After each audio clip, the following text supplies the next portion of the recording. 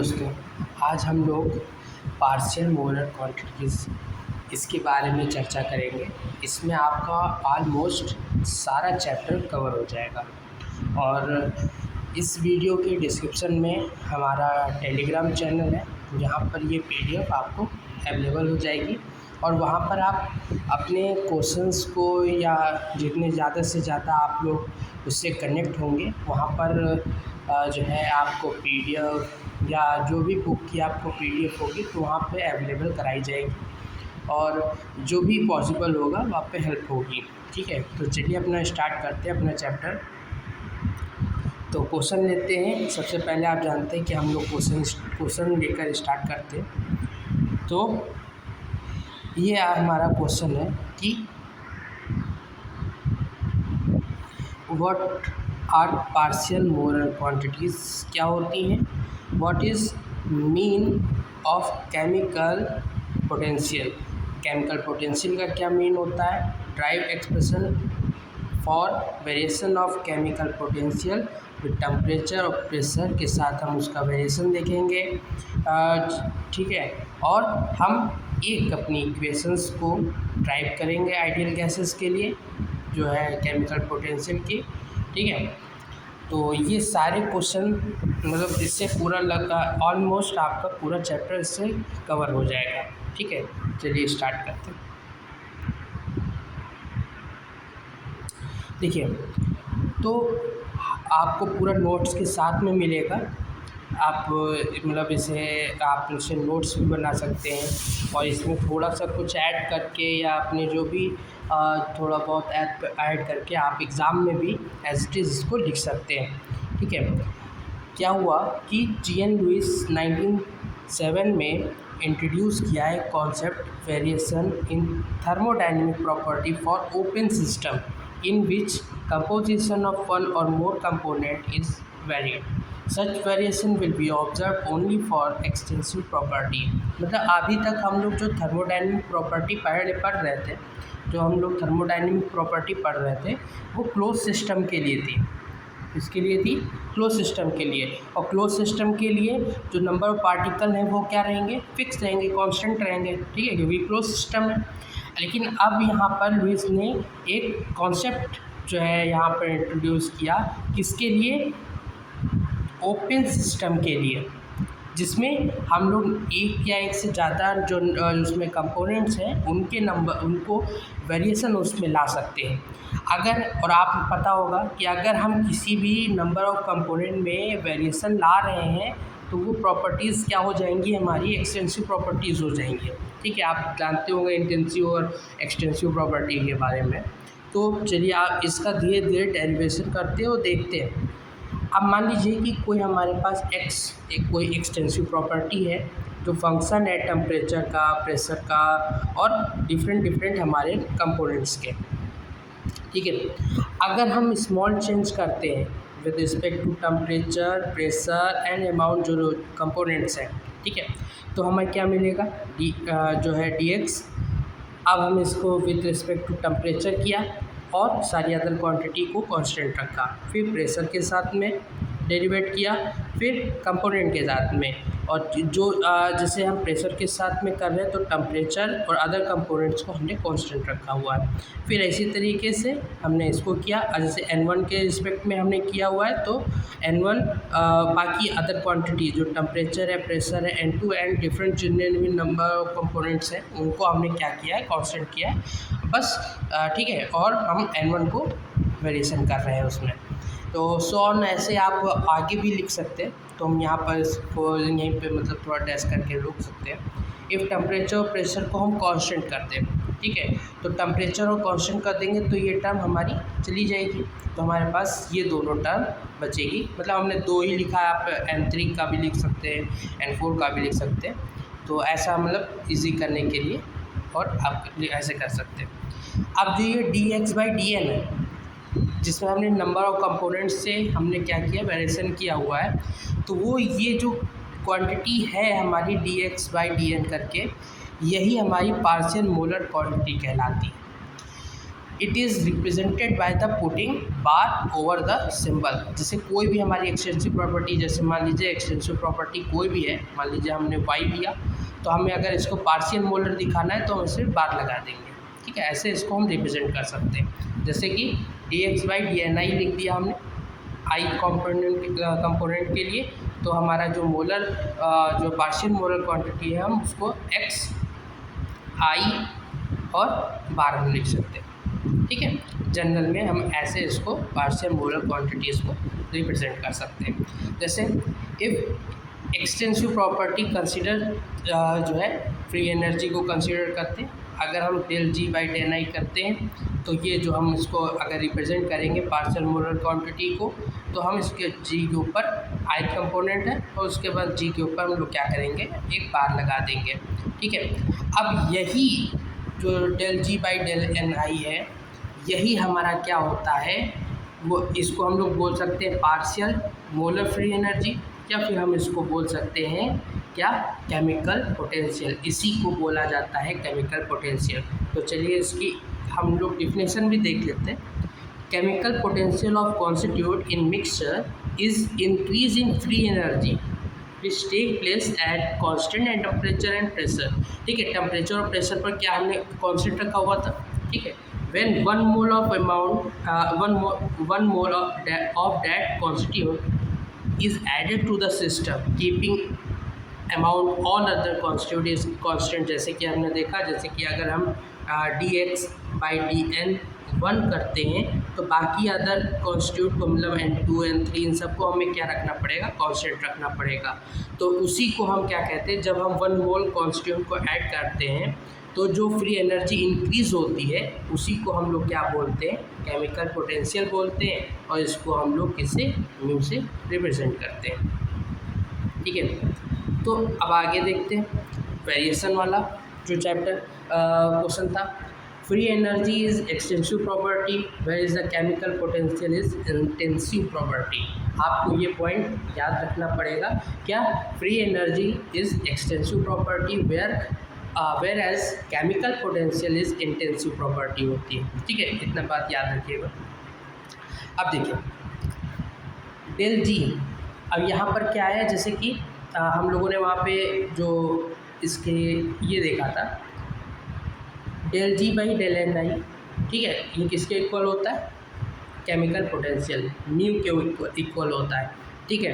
तो अब वहीं से हमने यहाँ से इसको लिया, जैसे G का हमने रिस्पेक्ट में इसका डेरिवेशन किया, तो जब हम लोग n1 n2 और n3 ऐसे करते जाएंगे तो यहाँ पे μ1 आता जाएगा पहला, और ये देखिए डिफ्रेंशिएशन विद रिस्पेक्ट किया कि हमने किस में वेरिएशन किया, n1 में, फिर यहाँ पे n2 में, ऐसे हमारी एक इक्वेशन नंबर 1 हमारी ड्राइव हो गई, ठीक है। थोड़ा सा शॉर्टकट हो गया।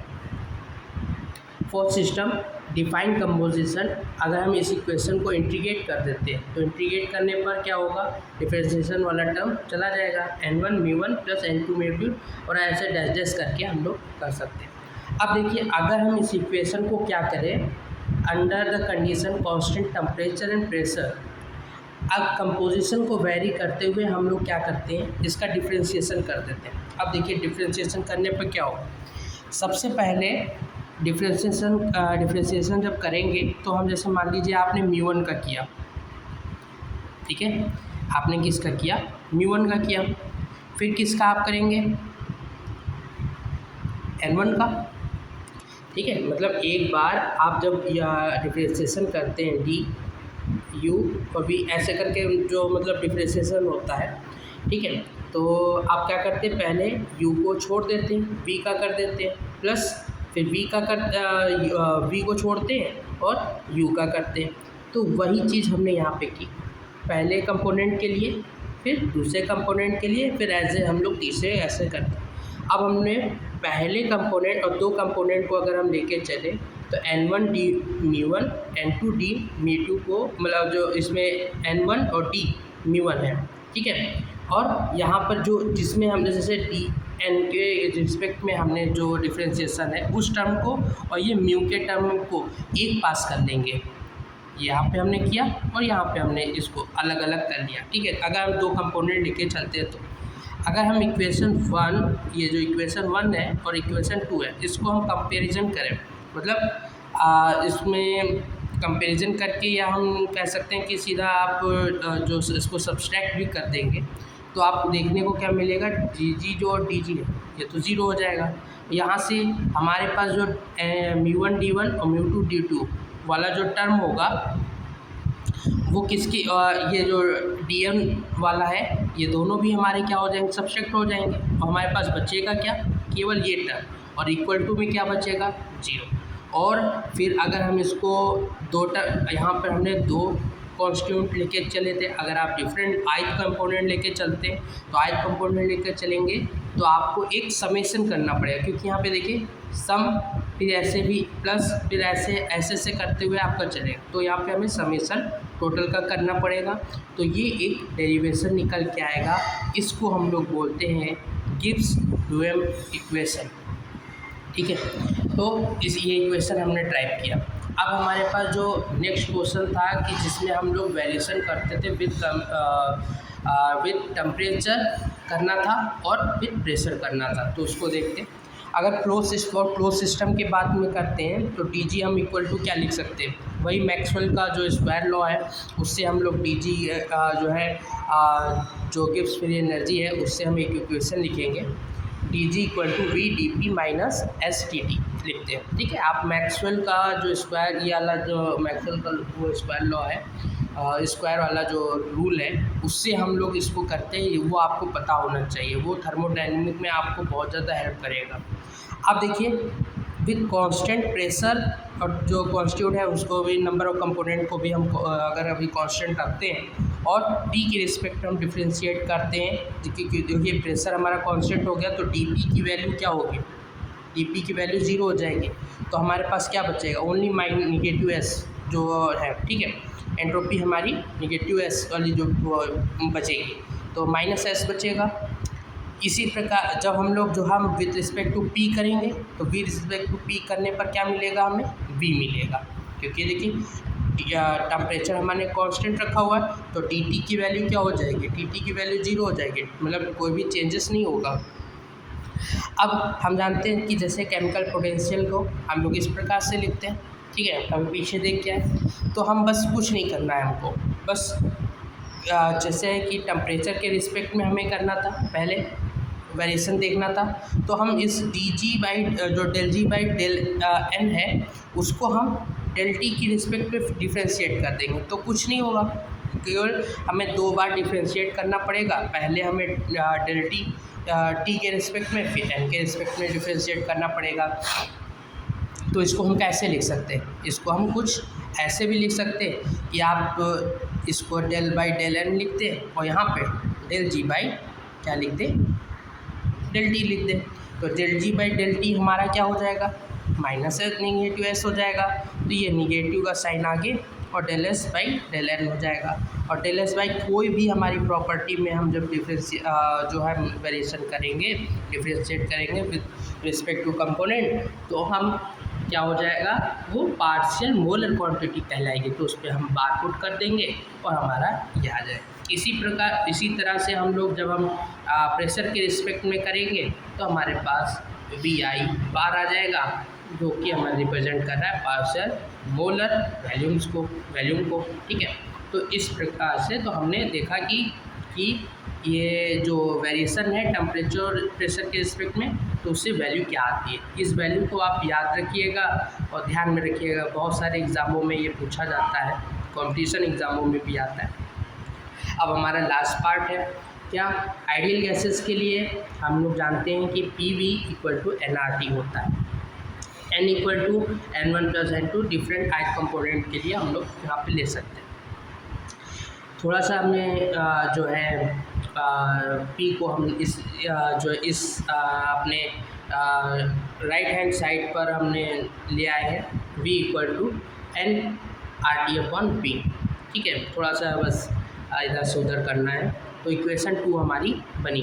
अब हम अगर इस इक्वेशन को विद रिस्पेक्ट टू एन क्या करते हैं, डिफ्रेंशिएट कर देते हैं, तो डिफ्रेंशिएट करने पर क्या आएगा हमारे पास, R T upon P, simple सा डिफरेंस। अब देखिए ये जानते हैं कि किसी भी क्वांटिटी को हम लोग डिफरेंशिएट करें उसके कंपोनेंट से, ठीक है, क्या हो जाता है, वो पार्शियल मोलर क्वांटिटी में कन्वर्ट हो जाता है। तो ये हमारे पास थर्ड इक्वेशन बन के आ जाएगी, केवल इसको ये लिखा गया है, बार लगाया गया। अब देखिए वी आई को हम लोग क्या लिख सकते हैं, del mu upon del P, सीधा पीछे से उठा के ले गया है, कुछ नहीं करा। अब इक्वेशन वी आई की जगह पे हमने क्या किया है, इसको पुट कर दिया, सिंपल है। अब देखिए जो ये है हम ब्रैकेट को हटाएंगे, डेल पी को इधर भेज देंगे, डेल म्यू हमारा ये है, तो हमारा ये इक्वेशन बनेगा। अब ये इक्वेशन हमारा बन गया, ठीक है। अब इसको देखिए एक यहाँ पर क्या है, डी पी बाई है पी है, तो इसको आप डी एल एन पी भी लिख सकते हैं। जब आप फिर से करेंगे तो ये फिर से हमारा ये इसी में कन्वर्ट हो जाएगा, तो आप इसको ये भी लिख सकते हैं, ये भी लिख सकते हैं। अब इक्वेशन 4 को मतलब जब जो है अगर हम उसको इंटीग्रेट कर देते हैं तो हमारे पास इक्वेशन आएगी mu equal to mu zero plus R T L N P I. अब देखिए यहाँ पर थोड़ा सा तो मैथ आपको जो है थोड़ा सा तो डिफ्रेंशिएशन और उसके विषय में पता होना चाहिए, इसीलिए मतलब जब भी हम लोग केमिस्ट्री सीखते हैं, जो लोग मैथ साइड से हैं उनको तो दिक्कत नहीं, लेकिन फिर भी आपको थोड़ा सा डिफ्रेंशिएशन पता होना चाहिए कि डिफ्रेंशिएशन और इंटीग्रेशन ये थोड़ा तो आपको, क्योंकि आप स्टैटिस्टिकल पढ़ेंगे, क्वांटम पढ़ेंगे, आप थर्मो पढ़ेंगे, तो उन सब में तो यूज़ आएगा ही आएगा। यहाँ पर जो म्यू ज़ीरो है वो एक इंटीग्रेशन कांस्टेंट है, ठीक है।